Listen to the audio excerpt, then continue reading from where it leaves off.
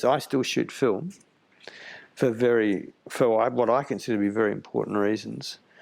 It's not a thing about being sharper or brighter or easier or more convenient. In fact, it's less convenient, which is important.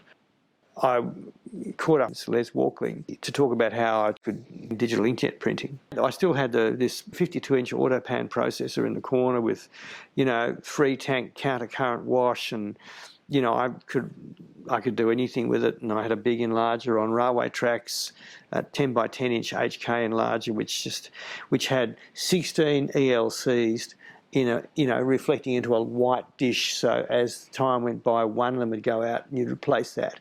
Instead of having a 2,000 or 4,000 watt lamp, which gradually got yellower and dimmer, you had this constant light source. It was a really beautiful piece of engineering. And then there was no more paper and chemistry. And I thought, that's going to be interesting. It was like I used up the last of the paper, which was flown out to Australia by Chris Rudolph, who ran ag for Gravart in Australia. And that gave me an extra couple of years. And then I just went straight off the end of the jetty. No more paper. And Les, who I started to talk to, said, I think the technology is now at a point where we can achieve what you want. And what I wanted ultimately was to be able to make inkjet technology and put it next to a C print, a chromogenic print, and not be able to see the difference, right next to each other on that easel.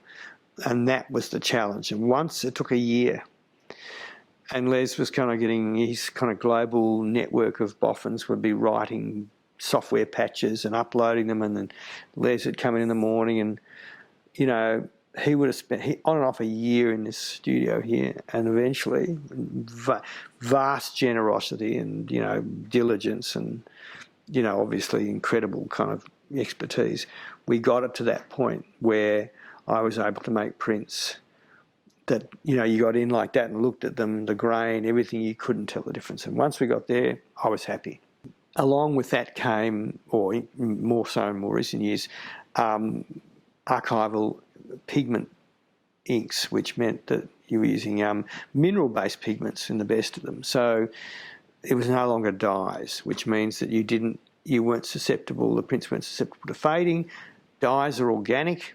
It's like letting the sun come in on your Jarrah floor. It'll just fade it eventually because it's organic. The big event for me in 2008 wasn't being criticised by Kevin Rudd. It was the transition to digital imaging on the printing. That was by far the most important thing that happened in 2008. And so the group of pictures that were up Rothland's gallery were all edition 1 for that show that the police took down or closed. They didn't. I closed the show, but then they took over and, did their number on the whole thing. Every print that came after that first set was digital.